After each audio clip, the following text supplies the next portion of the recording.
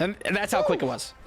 It's that easy. Ladies and gentlemen, welcome back to my channel. My name is Riofacer, and today I'm going to be teaching you guys how to win 1v3 team eliminations. If you are the Vanguard, you don't even need any help from your team to get this. So I have a video here of me doing it, and I'm going to explain to you guys exactly my thought process and how you can do this as well. So let's hop right into the video. Friendly reminder, I stream almost every single day on Twitch. Link in the description, so come check me out. Come ask me questions. I'm usually PvPing on my server, which is Azina.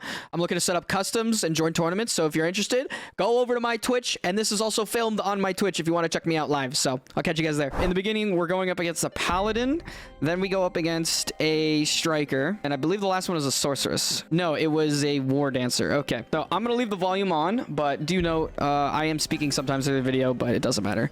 So for the paladin, I do want you guys to realize these 1v1s are all about baiting out dodges and getting their rolls on cooldown and understanding what their cooldowns are, right? So everybody's allowed, for my class for example, a 6-second dodge, which is used when you're standing up.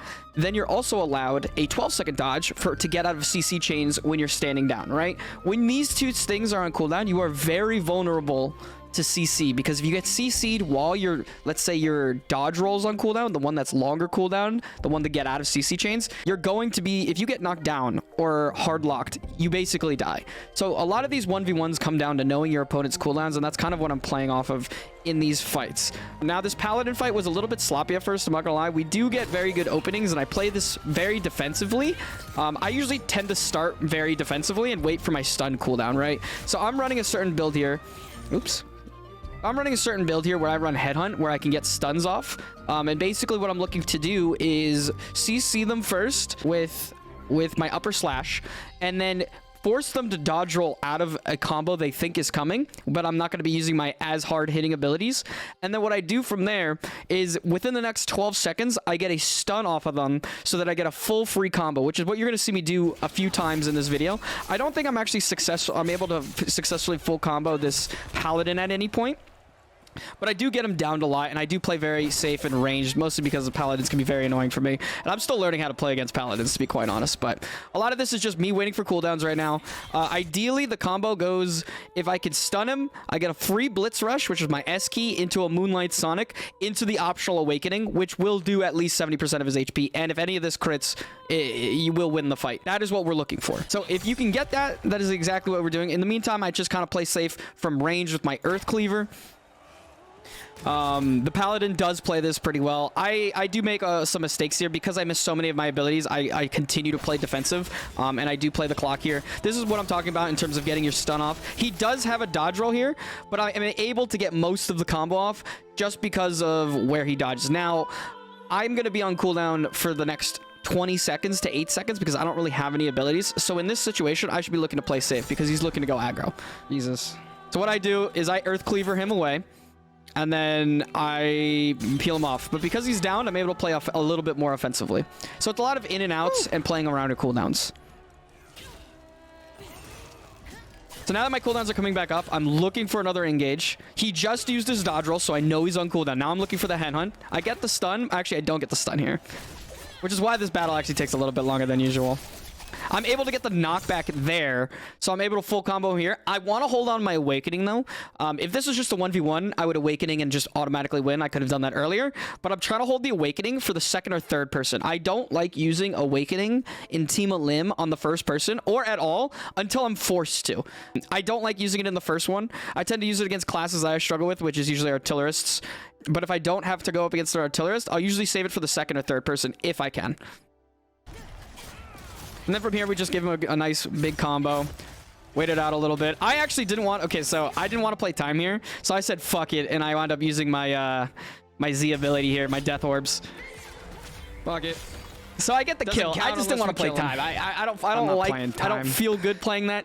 I could have easily just won this by playing time. You can play time. There are strategic ways of playing. Personally, I'm doing 1v1 limb to get better at actual combat rather than learning how to buy time, right? The win isn't as important to me as it is the experience for, you know, the actual team death matches for when I'm in smaller situations for the 3v3, right?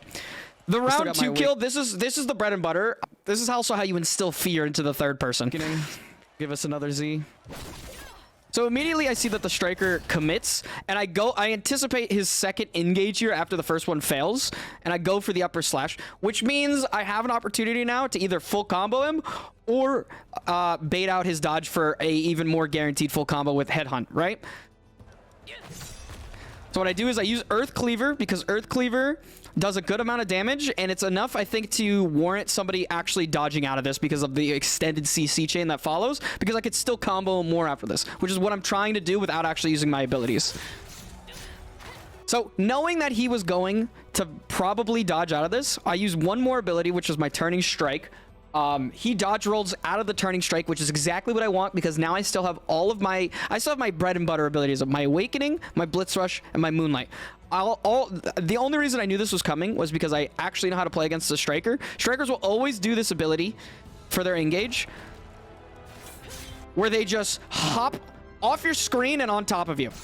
But if you know this is coming, you can easily counter this. So what I do is, anticipating that this is coming, I'm going to dodge it with my first spacebar roll, dodge, into a Headhunt, which is the stun. Knowing that his dodge roll now is off cooldown, I go into the full combo. Into the Blitz Rush, into the Moonlight, into the Awakening. Now, what's even better here is he actually gets his dodge roll back. Dodge rolls during my Awakening, so he takes all the damage of the Awakening. But the last part of my Awakening is also another knockup, so he gets knocked up again while he's on cooldown, which then allows me to just get a full Death Orb strike on him at full charge. Which just leads into the victory. Woo! And that's the bread and butter of how Deathblade is meant to be played in a 1v1 scenario. It's all about what their dodge cooldowns are, playing around them, and setting up the CC for your burst one shot. And that's it. Now, we'll play the whole thing. I'm going to play this whole thing again in real time so that you guys could just see how quick. Like, the Paladin one was so much longer. Because I'm still learning how Paladins play, right? I don't understand the Paladin class fully yet. So I don't exactly know when to dodge, what move does what, and, you know, we're learning. Striker, though, I know how strikers engage. So once I was able to play around that and his dodge cooldowns, we just win. My Awakening. Give us another Z. Let's watch it in full time.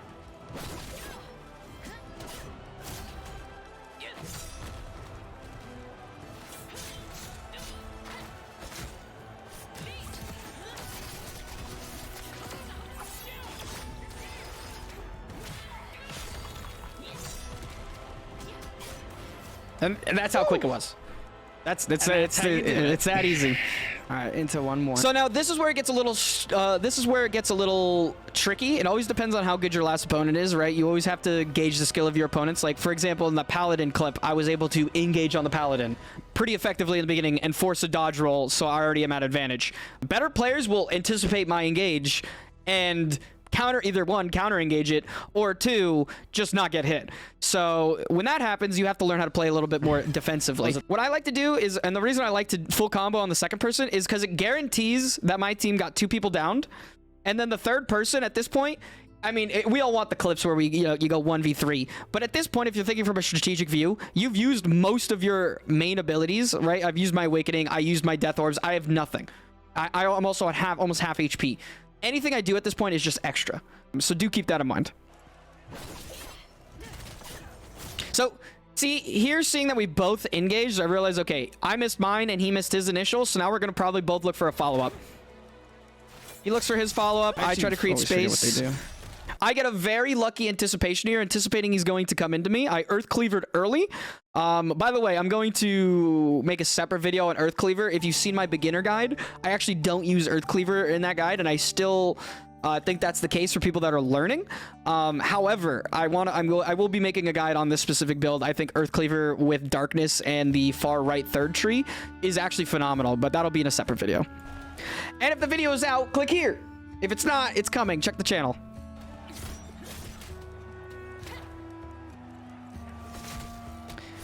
And then here I was able to basically get the headhunt, knowing that they have no dodge, full combo again into the bread and butter. I actually didn't have to use that upper slash. I mean, it still applies the damage, but I should have saved that upper slash for the re-engage once her immune. So when they have this shield, by the way, guys, if you see the shield, they can no longer be CC'd, right? They're invulnerable to CC, and that's the game's way of saying this person is taking too much of a fucking beating. We're gonna give them some slack and let them get back up. Because if the game didn't have this, you could just keep people down forever, and to be honest, it wouldn't be that very much fun.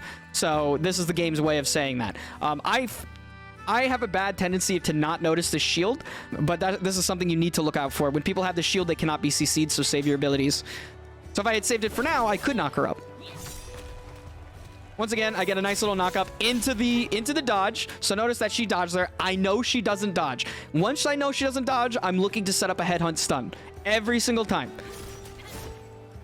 I get the headhunt stun. I don't have cooldowns, but I do have upper slash. So what I do is I buy time for the blitz rush and the moonlight here by upper slashing to start the combo. And then it's just full combo after that, and then she jumps into my moonlight. And GG. It's just GG after that, and that's how you 1v3. And that's how you do it. Yes, just it is. Play around the dodges and just play around the stuns. So if you guys take anything away from this video, play around dodges, force them to come out, run headhunt, and wait for them to use dodge. Either bait out. You're not going to usually be able to bait out with the stun. The stun is always going to be for your follow-up combo, but do what you can. And hopefully this, guys, helps you win more 1v3 elims. And good luck in the arena.